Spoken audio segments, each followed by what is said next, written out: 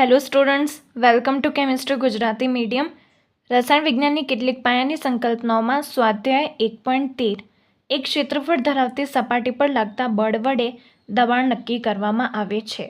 દબાણનો એસઆઈ એકમ પાસ્કલ નીચે પ્રમાણે દર્શાવી શકાય. 1 pascal is equals to 1 newton metre -2. જો દરિયાની સપાટી પર હવાનું દળ 1034 ગ્રામ પર સેન્ટીમીટર સ્ક્વેર હોય તો દબાણ પાસ્કલમાં ગણો. ઓકે, આપણને દબાણ ગણવાનું છે અને આપેલું શું છે? 1034 ગ્રામ પર સેન્ટીમીટર સ્ક્વેર. હવે આનો મતલબ શું થાય? તો આનો મતલબ છે કે 1 સેન્ટીમીટર સ્ક્વેર ક્ષેત્રફળનું દળ છે 1034 ગ્રામ. તો આપણે લખી દઈએ કે દળ જે છે એટલે કે માસ એ આપેલું છે 1034 ગ્રામ. ઓકે, ક્ષેત્રફળ જે છે એરિયા એ આપેલું છે 1 સેન્ટીમીટર સ્ક્વેર. ઓકે, અને શોધવાનું શું છે? દબાણ. તો લખી દઈએ દબાણનું સૂત્ર. દબાણ ઇઝ ઇક્વલ્સ ટુ, દબાણ એટલે pressure P is equals two force upon area એટલે કે બળ અપોન ક્ષેત્રફળ. ઓકે, બળને શું લખી શકીએ? આપણે લખી શકીએ છીએ બળને M ઇન્ટુ A, દળ ઇન્ટુ પ્રવેગ. ઓકે, માસ ઇન્ટુ એક્સેલરેશન અપોન એરિયા તો હતું જ, ક્ષેત્રફળ તો હતું જ. તો દળ કેટલું છે? પહેલાં તો હવે આના જે સ્ટાન્ડર્ડ યુનિટ છે, સ્ટાન્ડર્ડ એકમ એ જોઈએ. તો જે દળ છે એનું સ્ટાન્ડર્ડ યુનિટ છે કિલોગ્રામ.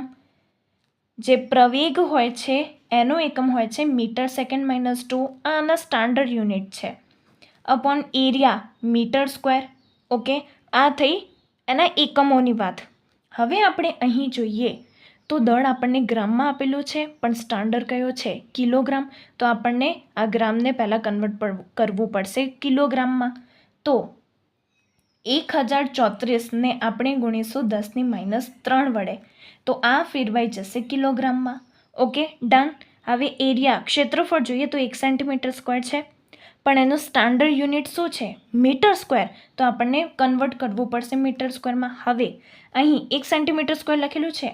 1 સેન્ટીમીટર સ્ક્વેરને હું 1 સેન્ટીમીટર ગુણ્યા 1 સેન્ટીમીટર આવું લખી શકું? હા, લખી શકું. ઓકે, સેન્ટીમીટર સેન્ટીમીટર તો સેન્ટીમીટર સ્ક્વેર થઈ જશે. ઓકે, તો લખી શકું 1 સેન્ટીમીટર ગુણ્યા 1 સેન્ટીમીટર. હવે 1 સેન્ટીમીટરને જો આપણે મીટરમાં કન્વર્ટ કરવું હોય તો આપણે કરતા હતા 10⁻² વડે ગુણતા હતા મીટર, કેમ કે સેન્ટી શું હોય છે? 10⁻². તો લખી દીધું 10⁻² મીટર. સિમિલરલી આના માટે પણ એવું જ 10⁻² વડે ગુણીશું તો આ કન્વર્ટ થઈ જશે મીટરમાં. હવે -2 પ્લસ -2 કેટલા થાય? 10⁻⁴. ઓકે, અને મીટર ઇન્ટુ મીટર, મીટર ગુણ્યા મીટર, મીટર સ્ક્વેર. એટલે કે અહીં 1 સેન્ટીમીટર સ્ક્વેરને આપણે કન્વર્ટ કરી દીધું મીટર સ્ક્વેરમાં. Okay, done. હવે વેલ્યુ પુટ કરીએ. માસ મતલબ દળ કેટલું છે? 1034 ગુણ્યા 10⁻³. ઓકે, ગુણ્યા એ એટલે પ્રવેગ એક્સેલરેશન, પણ અહીં લાગશે ગુરુત્વ પ્રવેગ એટલે કે G, અને એની વેલ્યુ તો 9.8 મીટર સેકન્ડ -2 હોય છે. ઓકે, યુનિટ જોઈએ તો metre. Okay, metre standard unit છે. સેકન્ડ બી સ્ટાન્ડર્ડ યુનિટ છે. તો આને કન્વર્ટ કરવાની કોઈ જરૂર નથી. બસ વેલ્યુ પુટ કરી દો ડાયરેક્ટ. જીની વેલ્યુ છે 9.8 ભાગ્યા એરિયા. ક્ષેત્રફળ કેટલું છે? તો ક્ષેત્રફળ આપણે ગોત્યું 10⁻⁴. હવે બસ કેલ્ક્યુલેશન કરી દો. 1034 ગુણ્યા 9.8 તો આ આવશે 10 13 2.2. ઓકે, 10⁻⁴ ઉપર જશે તો +4, 4માંથી 3 જાય તો 1, તો ગુણ્યા 10⁻⁴. હવે આને વૈજ્ઞાનિક સંકેતમાં ફેરવીએ તો જે લેફ્ટ હેન્ડ સાઈડ છે એમાં 1 ડિજિટ બચે એવી રીતે કરવાનું. એટલે કે આ જે પોઈન્ટ છે દશાંશ ચિહ્ન એને 1 અને 0ની વચ્ચે લગાવવું છે. તો 1.01322 ગુણ્યા આ દશાંશ ચિહ્ન કેટલું ખસ્યું? 1 2 3 4. તો અહીંયા +4 કરી દો.